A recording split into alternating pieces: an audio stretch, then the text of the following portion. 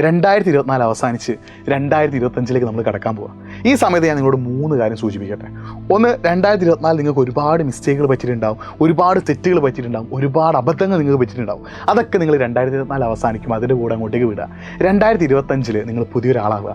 അതായത് ഈ തെറ്റുകളിൽ നിന്നും, ഈ അബദ്ധങ്ങളിൽ നിന്നും, ഈ മിസ്റ്റേക്കുകളിൽ നിന്നൊക്കെ ഒരു പാഠം ഉൾക്കൊണ്ടുകൊണ്ട് പുതിയൊരു മനുഷ്യനാവുക. അതാണ് നിങ്ങൾ ഒന്നാമതായിട്ട് ചെയ്യേണ്ടത്. രണ്ടാമത്, നിങ്ങൾ 2024 പഠിക്കാതിരുന്നിട്ടുണ്ട്. എക്സാമിൻ്റെ സമയത്ത് മാത്രം പഠിക്കുന്ന രീതിയിലേക്ക് നിങ്ങൾ മാറിയിട്ടുണ്ട്. അത് മാറ്റിയിട്ട് ദിവസവും ഒരു 3 മണിക്കൂറെങ്കിലും പഠിക്കുന്ന ഒരാളാകാൻ നിങ്ങൾ ശ്രമിക്കുക. അതാവട്ടെ 2025 രണ്ടാമത്തെ റെസൊല്യൂഷൻ. മൂന്നാമതായിട്ട് നിങ്ങൾ തീരുമാനിക്കുക 2025 നിങ്ങളുടെ ലൈഫിൽ ഏറ്റവും അടിപൊളിയായിട്ടൊരു വർഷമാവണം. അതിനുവേണ്ടി നിങ്ങൾ ചെയ്യുന്നത് നിങ്ങൾ മാക്സിമം ഹാപ്പി ആയിരിക്കുകയാണ്.